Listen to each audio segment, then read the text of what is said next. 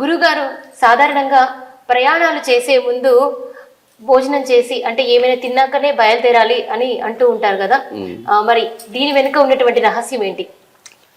సాధారణంగా మనం భోజనం చేస్తామంటే పగటి పూట భోజనం చేస్తాం అంటే ఒక పూట గడిచిపోయినట్లు లెక్క. అంటే ఆ రోజు సూర్యోదయాది మధ్యాహ్నం వరకు కూడా ఒక పూట అంటే సగం కాలం గడిచిపోయింది కనుక మనం ప్రయాణానికి అనుకూలత లభిస్తూ ఉందని శాస్త్రం.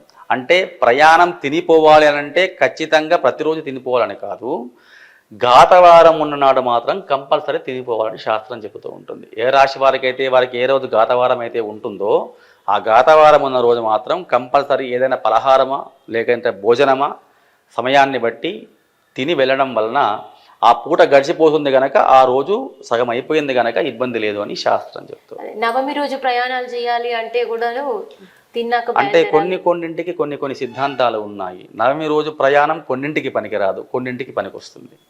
తీర్థయాత్రలు చేయాలి, నవమి రోజు వెళ్ళడానికి ఇబ్బంది లేదు. శుభకార్యం మీద మాట ముచ్చటకు పెళ్లి సంబంధాలకు వెళ్తున్నాం, నవమి రోజు పనికిరాదు.